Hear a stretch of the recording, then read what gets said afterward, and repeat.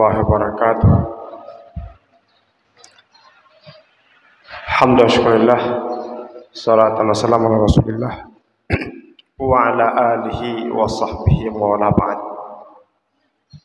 Subhanaka la ilma lana illa ma'allamtana innaka antal alimul hakim. Allahumma alimna manfa'una wanfa'na ma'allamtana. Allahumma ati nufusana taqwaha wa zakkiha anta khairu man zakkaha anta waliyuha mulaha.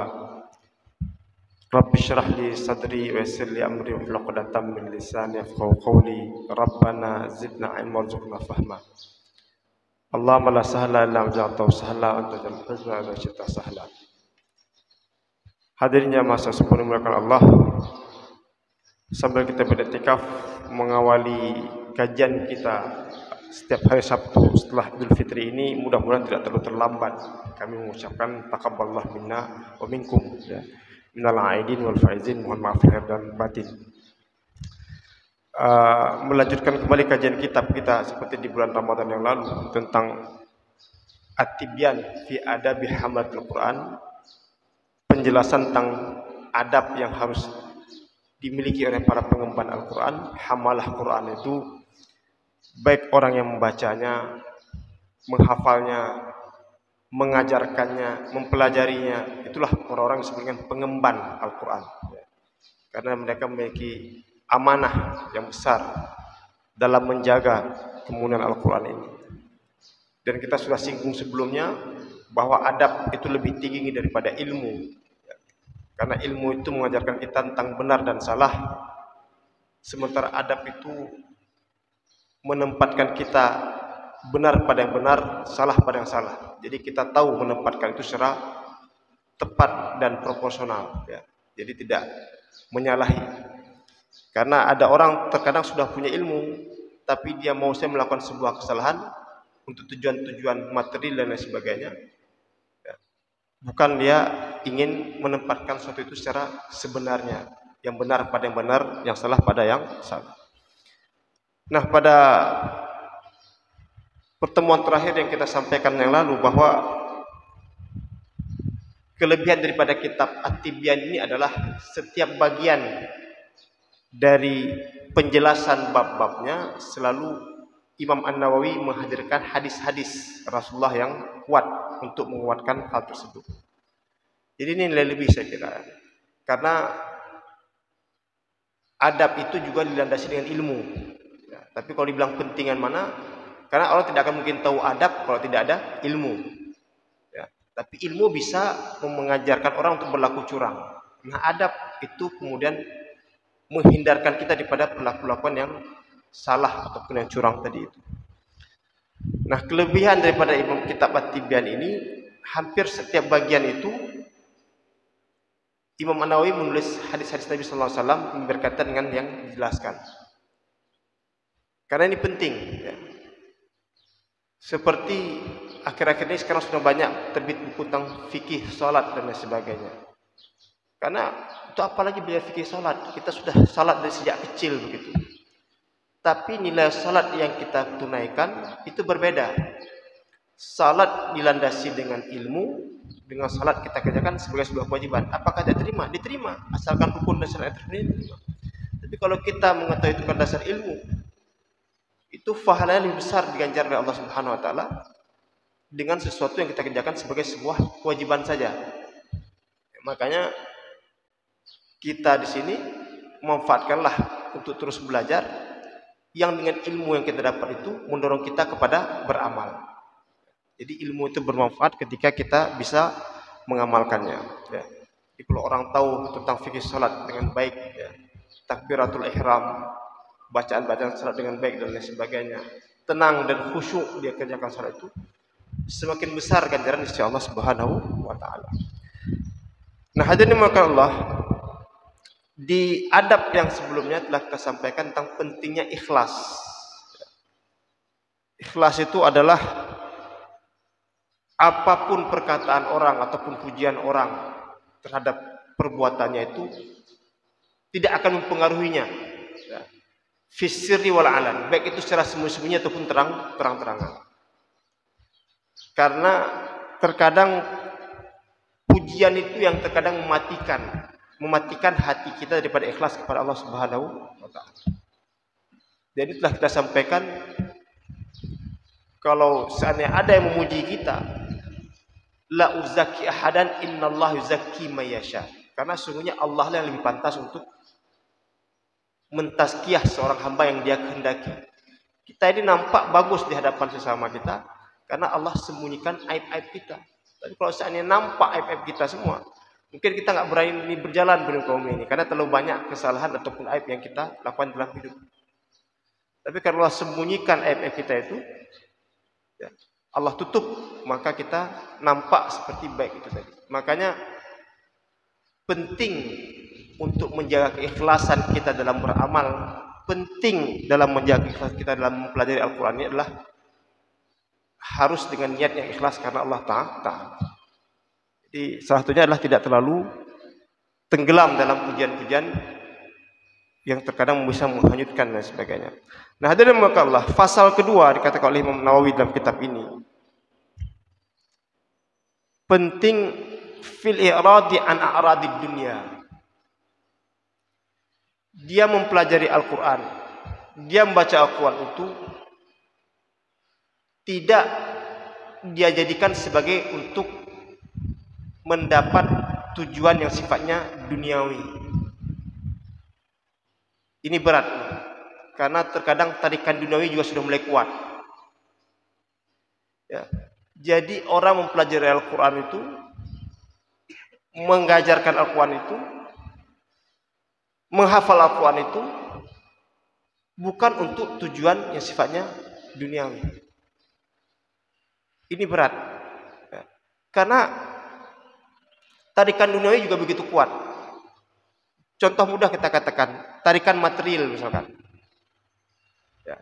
Jadi ini berhubungan dengan apa yang kita katakan di awal tadi tentang pentingnya ikhlas. Ya.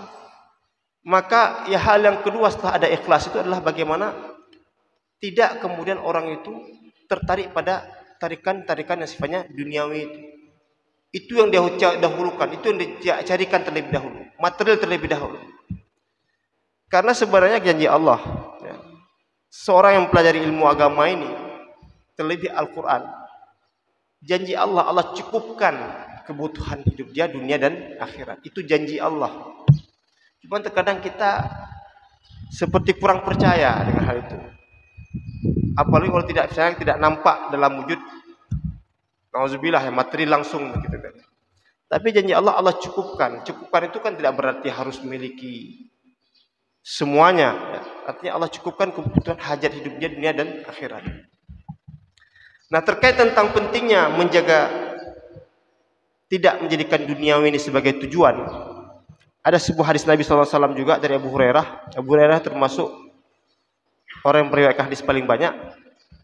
Rasulullah SAW bersabda, "Man ta'allama ilman mimma yubtagha bihi wajhullah la yata'allamuhu illa liyusabhi 'adan minad dunya lam yajid 'arfal jannati yaumal qiyamah." Nah, ini penting, ya, untuk kita ingatkan kepada si anak-anak kita yang belajar menuntut ilmu.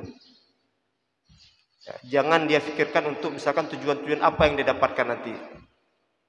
Belajar ini adalah kewajiban agama. Menuntut ilmu adalah kewajiban dalam agama.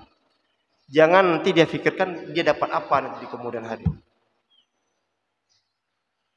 Karena Nabi katakan kalau ada seorang belajar itu menuntut ilmu untuk mendapatkan sesuatu dari dunia, itu dah dia pasang dalam pikirannya.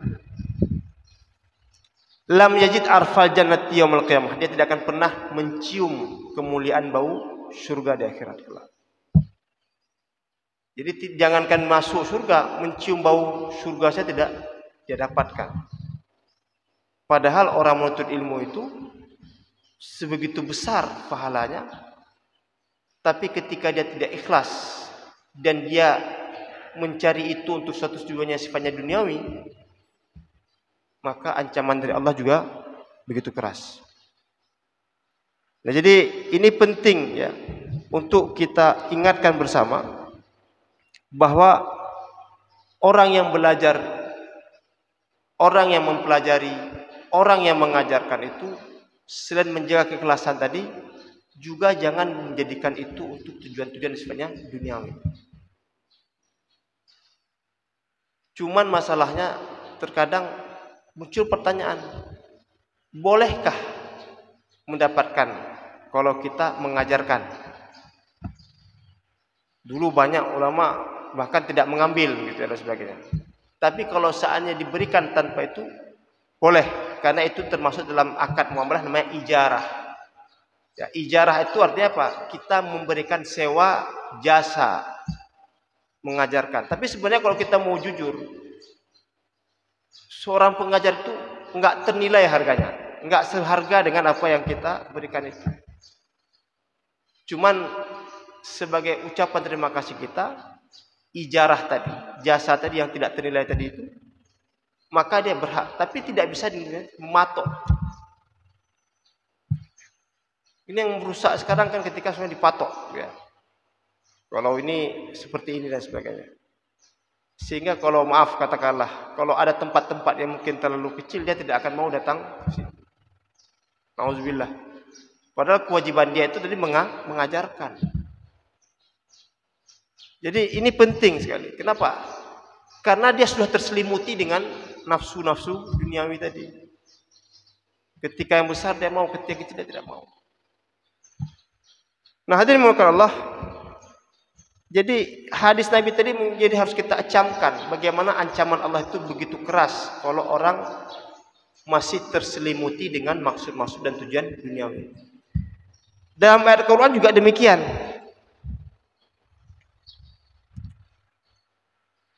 Dalam ayat Quran ya, satu firman Allah mengatakan, a'udzubillahi minasyaitonir rajim. Ada dua ayat yang menyatakan tentang peringatan bagi kita kalau belajar atau menuntut ilmu itu, mendalami Al-Quran itu dan lain sebagainya untuk tujuan duniawi. Man kana yuridu harsad dunya nu'tihi minha wa ma lahu fil akhirati min nasib. Barang siapa yang menginginkan sesuatu yang sifatnya tujuannya duniawi, berkaya, berjaya, bela dan sebagainya, nu'tihi minha, kami akan berikan seperti yang dia inginkan. Wa ma lahu fil akhirati min nasib, tapi dia tidak akan dapat bagian apapun di akhirat. Makanya terkadang ada sebuah pelajaran penting ketika dikatakan ini untuk kita hati-hati juga ya. Tapi kita jangan mencegah kita untuk mau berbuat sesuatu. Kalau kita sudah penuhkan dapat nikmat yang banyak di dunia ini, katanya kecil kemungkinan kita dapat nikmat lagi di akhirat, katanya. Tapi mudah-mudahan jangan seperti itu. Kita meminta Rabbana atina fid dunya hasanah wa fil akhirati hasanah wa qina adzabannar. Jadi jangan semuanya kita minta dapat bagian itu di dunia, karena sesuatu di akhirat itu jauh lebih indah ketimbang di dunia. Cuman kalau kita minta semuanya didapat di dunia, Allah berikan. Allah Maha Pemurah kepada hamba-hambanya. Tapi kalau dia dapatkan semua di dunia ini, dia tidak akan dapat lagi di akhirat. Begitu juga firman Allah yang lain, man kana yuridul ajilata ajjalna lahu fiha ma nasya liman nurid. Kalau dia kepingin sesuatu itu segera, ajjalna lahu ma nasya, kami akan segerakan bagi dia. Coba tengok. Karena kan ketika seorang hamba meminta, itu kan tiga kemungkinan cuman. Meminta sekarang langsung Allah kasih cash. Ya. Berdoa misalkan ya gani, plop jatuh. Jadi itu langsung cash Allah kasihkan. Ya gani langsung dapat. Ya, enggak langsung turun dari langit. Misalkan ada orang yang berikan dan sebagainya. Yang kedua, Allah hindarkan kita daripada musibah. Itu juga sebuah nikmat. Itu juga berkat dari doa dan permintaan kita. Kita berdoa mungkin selamat, keluar dari masjid, sedikit kita belok saja, sedikit kita belok, langsung ada kecelakaan setelah itu. Saya kita masih di situ tadi, mungkin kita jadi korban kecelakaan. Kita berkira bahwa itu kehendak kita, enggak. Allah selamatkan kita daripada musibah.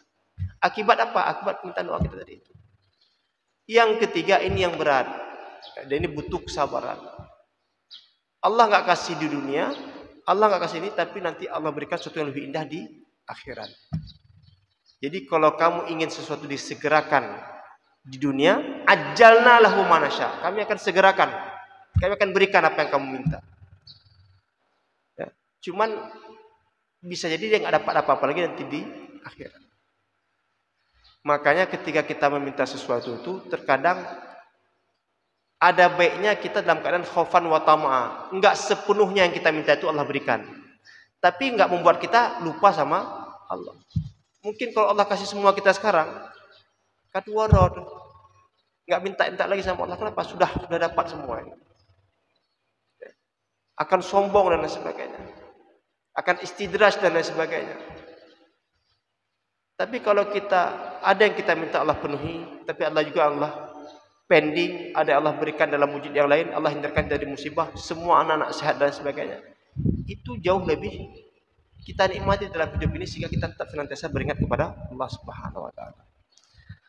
Nah, hadirin maka Allah. Jadi adab yang kedua yang diajarkan dalam kitab At-Tibyan ini selain tadi menjaga keikhlasan adalah penting tidak menjadikan tujuan duniawi ini sebagai maksud dari dia belajar, mengajar dan mempelajari daripada Al-Quran.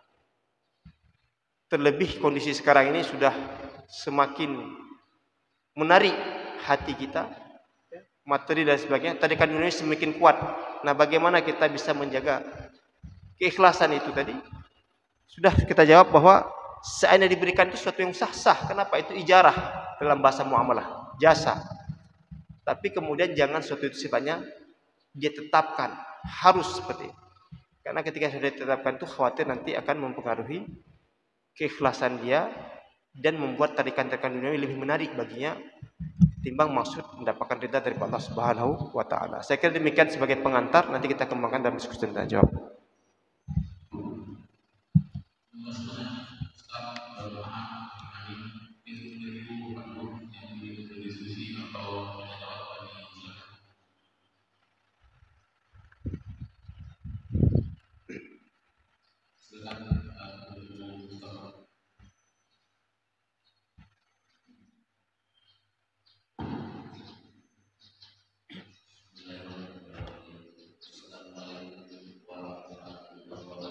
Waalaikumsalam.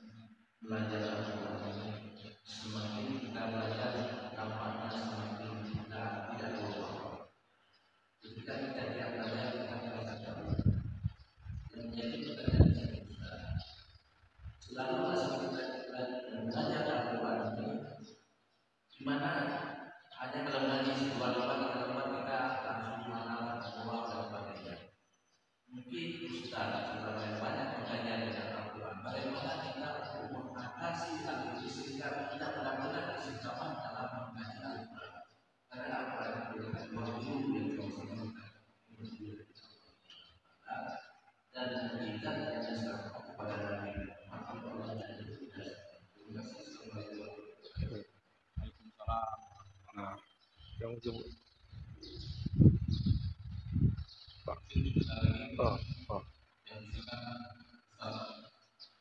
Ramadan.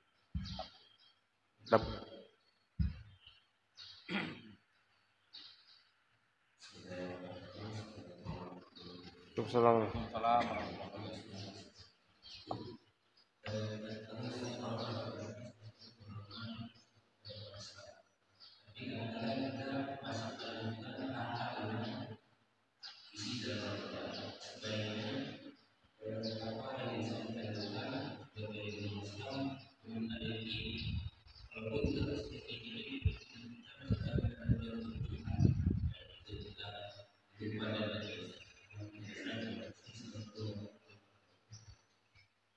Abu hari akhir. Ya. Tunggu nasir matang. So.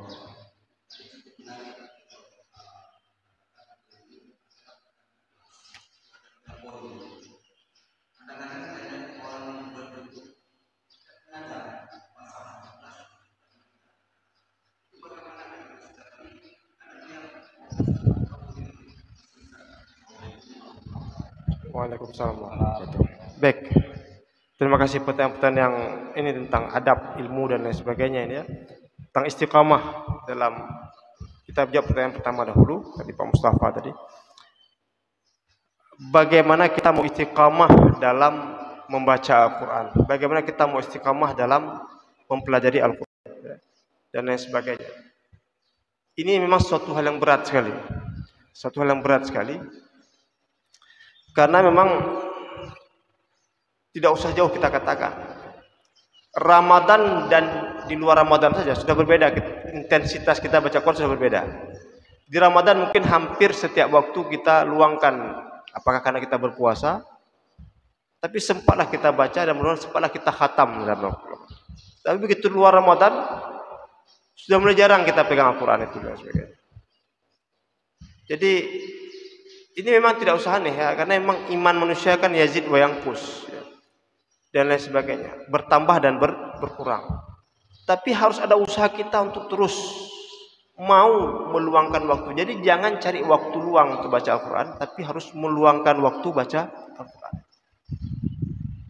Jadi saya pernah sampaikan dalam sebuah kajian, bukan di sini mungkin, tapi di antara kelebihan ulama-ulama dahulu adalah apa yang disebut dengan keberkahan waktu. Ya, kalau bahasa sekarang mungkin manajemen waktu. Tapi kalau ulama dulu mengatakan keberkahan waktu. Gimana keberkahan waktu itu? Mereka nggak panjang, sikit, tapi ada hal yang berguna yang dia lakukan. Jadi kita perlu melihat juga muhasabah diri. Ini dari pagi apa sudah kita kerjakan? Udah bubuk leh. Sembahyang subuh oke sudah. Apalagi setelah itu? Nggak sempat kita buka Al-Quran sebentar ya. Habis itu kita pergi ke kantor katakanlah. Apa yang sudah kita kerjakan di sana? Lalu kita mungkin apa yang dengan keluarga apa sudah kita kerjakan? Jadi perlu kita muhasabah diri dalam sehari itu apa yang sudah kita kerjakan dalam hidup. Bahasa sekarang disebut dengan manajemen waktu, mengelola waktu. Ulama-ulama dahulu itu sangat berkah waktunya. Sempat dia mencari nafkah sebagai rata-rata ulama dulu berdagang. Maka saya selalu katakan berdagang itu penting. Ya. Berdagang itu membuat seorang muslim itu mandiri secara hidup. Ya. Jadi dia tidak dalam keadaan minta-minta, dia tidak berpengaruh dengan apa yang ini. Kenapa? Dia dapatkan sendiri dengan usahanya itu. Berdagang dia sempat, berkeluarga dia sempat, walaupun ada juga ulama yang tidak berkeluarga. Ya. Mengajar ilmu dia sempat, ibadah untuk dia juga sempat. Ini kita banyak waktu kosong, nggak sempat apa-apa. Ya. Jadi ini yang ini. Memang ada rahasia itu dalam masa keberkahan waktu. Yang banyak menyelesaikan banyak pekerjaan adalah orang yang sibuk, bukan orang yang punya waktu kosong. Kenapa? Kalau orang sudah sibuk, dia tentu akan manage waktu dengan bagus sekali.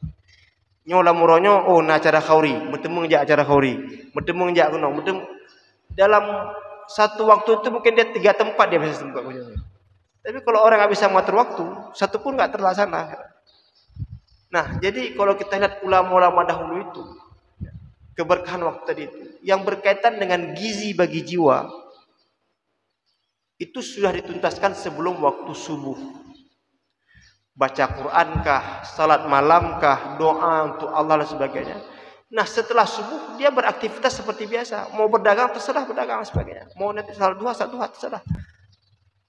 Nah tidak memulai aktivitas itu setelah subuh. Ya. Oke katakanlah mungkin karena kita setelah subuh, minimal setelah subuh kita jangan sibukkan langsung dengan pekerjaan lain. Minimal ada waktu sarang 1-2 halaman kita baca Al-Quran. Jadi itu penting, konsisten.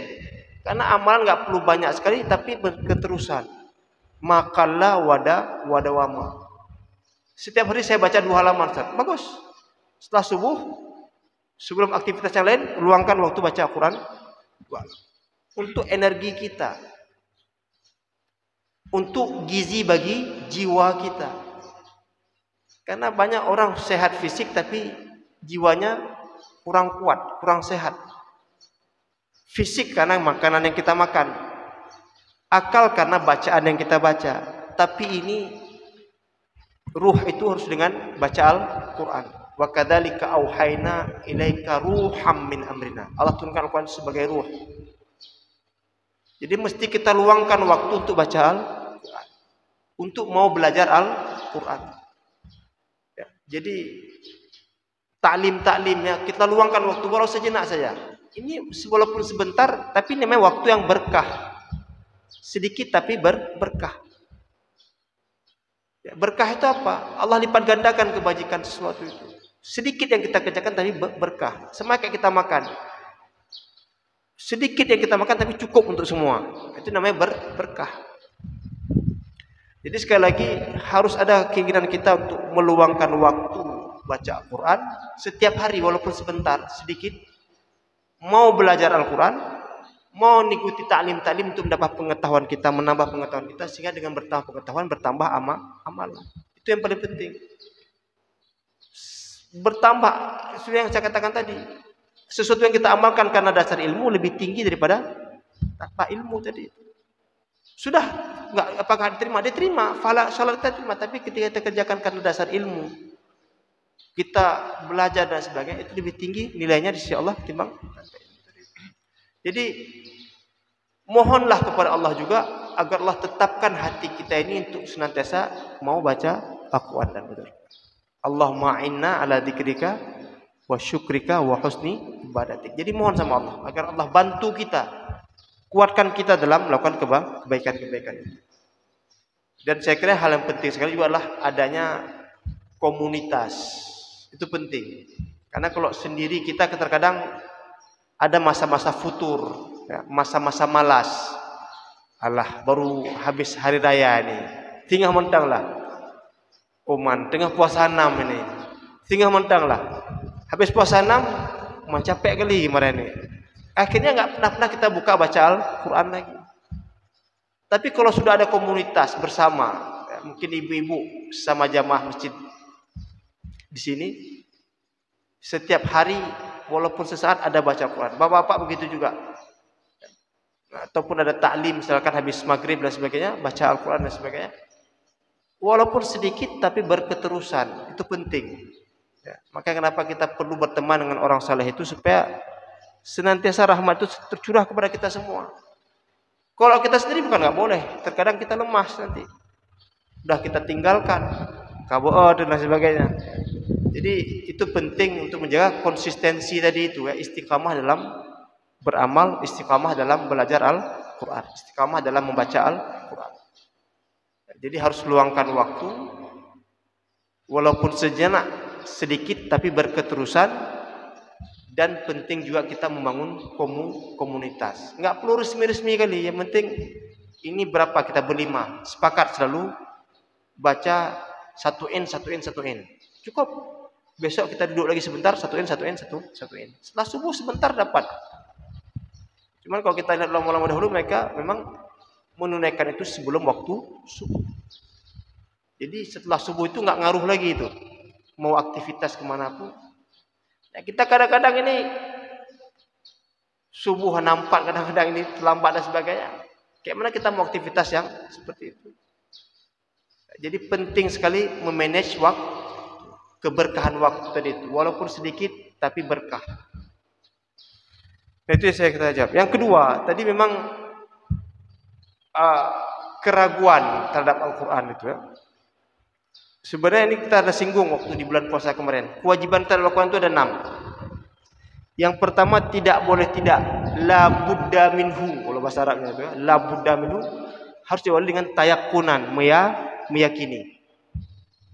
Kita enggak boleh ada keraguan sedikit pun dengan Al-Quran itu. Kalamullah, bersumber dari Allah. Dalikal kitabula raiba fih. Jadi harus kita yakini dahulu itu. Baru setelah dari yakin mendorong kita untuk membaca. Dari membaca nanti baru kita coba menghayati maknanya, tadabbur.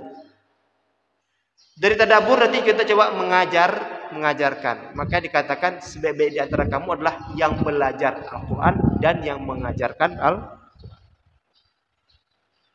Nah, jadi kenapa ada yang ragu juga? Ini yang kita masukkan tadi. Boleh jadi karena tidak cukup ilmu dia tentang apa itu Al-Quran. Atau ilmunya sudah ada tapi ilmunya kurang berkah tadi. Ya, maaf. Banyak, ya, katakanlah di perguruan tinggi Islam sekarang ini sudah profesor, doktor katakanlah sebagainya. Tapi pernyataan-pernyataan yang dia buat bertentangan dengan Al-Quran. Kok bisa ini keluar dari seorang misalkan ahli agama dan sebagainya? Kan perlu kita pertanyakan itu. Harusnya kita yang nggak tinggi-tinggi kali sekolah, nggak akan sampai kita keluarkan ini. Ini kok makin tinggi dia ini makin nggak terjangkau ini ya, nggak sampai dari sini. Jadi itu bisa jadi bukan dia nggak tahu, ilmunya banyak tapi tidak berkah tadi itu. Ya. Katakanlah dia tidak punya ilmu, nah maka dia harus belajar untuk menguatkan keyakinan dia tentang Al-Quran. Tapi sekali lagi, sebagai muslim tidak boleh tidak, kewajiban kita pertama sekali terhadap Al-Quran adalah meyakini. Itu harus. Jangan ada ruang dalam hati kita keraguan sedikit pun tentang isi Al-Quran. Walaupun kita nggak memahami sepenuhnya isi Al-Quran itu, tapi ada usaha kita untuk mempelajari. Karena Al-Quran itu nggak habis-habis dikaji itu memang. Yang dibaca ayat itu juga. Tapi tafsir berkembang, ya. Tadabbur Al-Quran berkembang terus. Sampai sekarang coba itu memang. Kitab yang nggak pernah habis dikaji itulah Al-Quran. Tafsir berbagai macam jenis tafsir berkembang, metode tafsir berkembang. Ya. Tapi nggak habis-habis. Padahal yang dibaca dikupas ayat itu juga. Ya. Walaupun metodenya berbeda. Jadi sekali harus kita bersihkan hati kita itu dalam meyakini keutuhan Al-Quran. Ya. Berangkat dari dasar iman tadi. Iman itu kan meyakini dalam hati dan menyatakan dengan lisan. Nggak cukup hanya meyakini. Ya. Kita harus yakin bahwa itu Al-Quran itu memang dari Allah Subhanahu Wa Taala. Dan kemudian kita amalkan dengan cara apa? Kita baca, kita pelajari Al-Quran. Jadi jangan sampai ada ruang sedikit pun kita ragu terhadap Al-Quran itu. Jadi saya termasuk bersedih hati sebenarnya. Di Indonesia kita ini sejak 2000-an lah ya, perguruan tinggi Islam diharapkan menjadikan ulama-ulama. Banyak yang justru juga muncul orang yang meragukan Al-Quran. Ini harus kita harus menyebut di mana itu. Ya. Tapi sudah apa istilahnya itu, gerakan liberal kah, gerakan macam-macam lah ya. Harusnya perguruan tinggi Islam itu yang ataupun sekolah-sekolah Islam itu menghasilkan ulama-ulama yang akan menjelaskan, mencerahkan masyarakat dengan Al-Quran, tapi justru banyak orang jadi meragukan Al-Quran dan sebagainya. Jadi ini kewajiban kita sebenarnya, kewajiban kita untuk terus ya, menyampaikan tentang pentingnya membangun keyakinan kita terhadap Al-Quran. Jadi saya kira lebih kurang itu harus kita tumbuhkan kesadaran itu terhadap Al-Quran. Makanya sebenarnya kalau Al-Quran itu diajarkan sejak dari belia, si anak-anak itu supaya dia akrab dengan Al-Quran. Jangan ketika sudah besar baru kita dekatkan dengan Al-Quran, susah nanti dia. Ya. Jadi kalau sudah dari belia dia belajar Al-Quran, dekat dengan Al-Quran, mudah-mudahan dia tetap cinta Al-Quran. Nah, untuk terakhir pertanyaan dari Pak Tukur Nasir Matang tentang adab, ilmu, dan ikhlas tadi itu. Ini memang sebenarnya semua itu mesti dilandasi dengan ilmu. Karena ilmulah kita mengerjakan sesuatu. Makanya Imam Al-Bukhari itu menempatkan hadis innamal a'malu binniyat ya, wa innamal likulli imri'in ma nawa. Segala suatu perbuatan itu sangat bergantung kepada niat.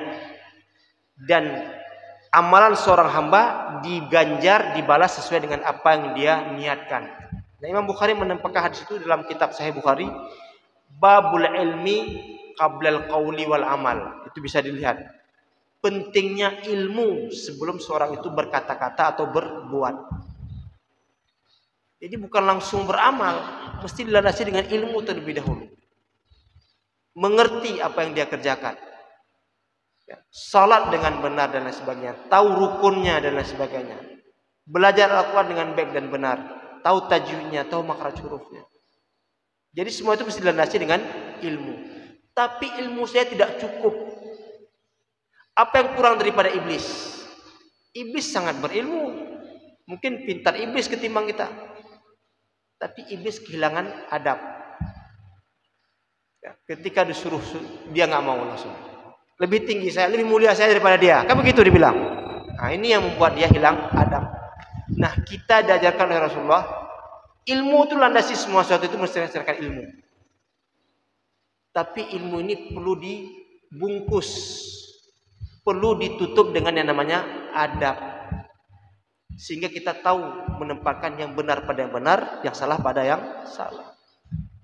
Kalau tidak, makanya dikatakan al-adabu fawqal ilmi, adab itu lebih tinggi daripada ilmu. Jadi jangan diartikan adab itu dengan sesuatu sifatnya, orang artikan adab itu sekarang sederhana sekali ya.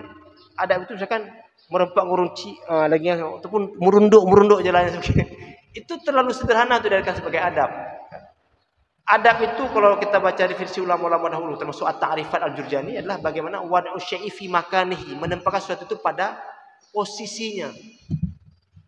Ya, secara proporsional, secara adil. Jadi kita tahu menempatkan ini sesuatu yang benar. Nah, kayak mana tahu menempatkan secara benar kalau tanpa ada ilmu. Jadi ilmu tadi mengajarkan kita tahu menempatkan, tapi kalau ilmu saja tanpa adab bisa rusak kita.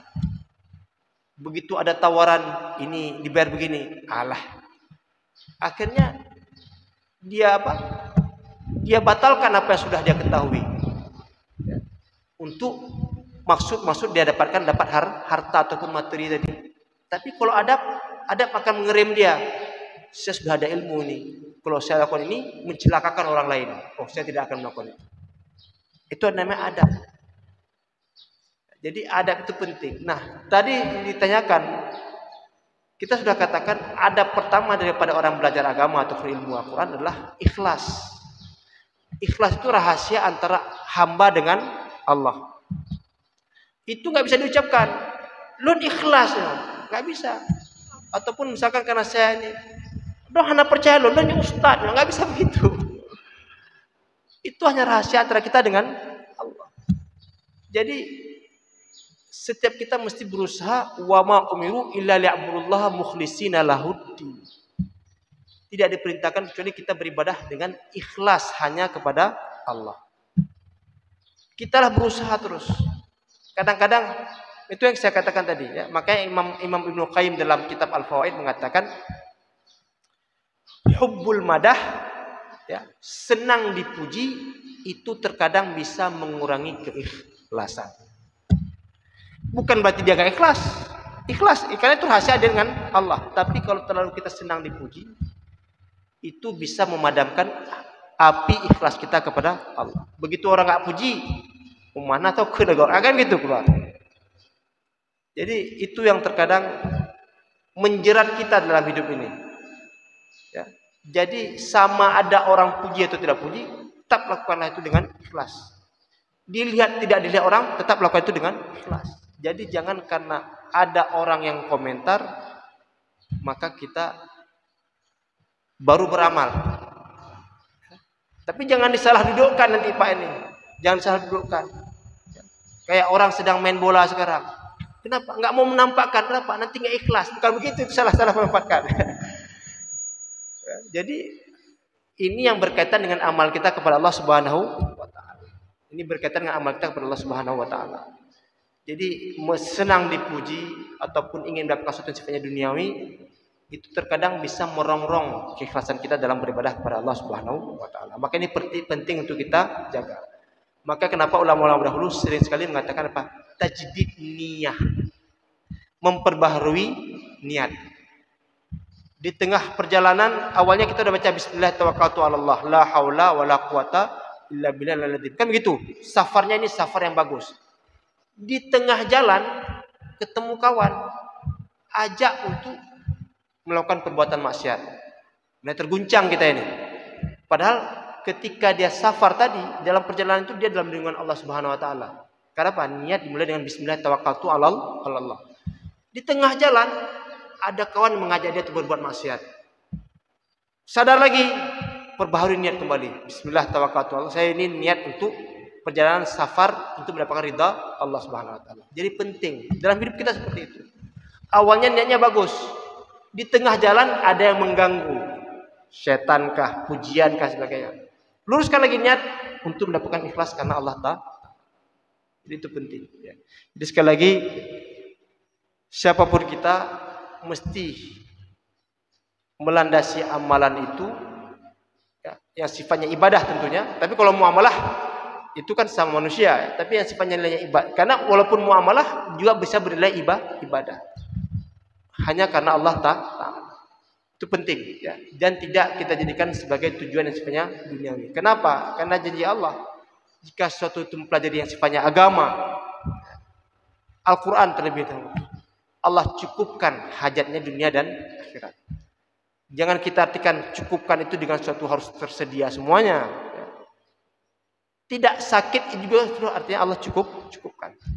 Allah lebihkan harta, lebihkan keturunan dan sebagainya, itu juga Allah cukupkan. Jangan kita artikan harus mendapatkan segala sesuatu. Memakan harta benda geurnya, nah itu jangan. Ya, itu yang terkadang membuat hidup itu menjadi berat. Ya, hidup itu menjadi berat ketika sesuatu itu diukur dengan sesuatu yang sifatnya material ataupun yang nampak dalam hidup kita ini. Jadi saya kira ini penting menjadi renungan bagi saya pribadi dan jamaah sekalian dalam menjaga kesadaran kita dalam beramal, beribadah, dalam belajar, menuntut ilmu, dan dalam mempelajari Al-Quran. Saya kira demikian.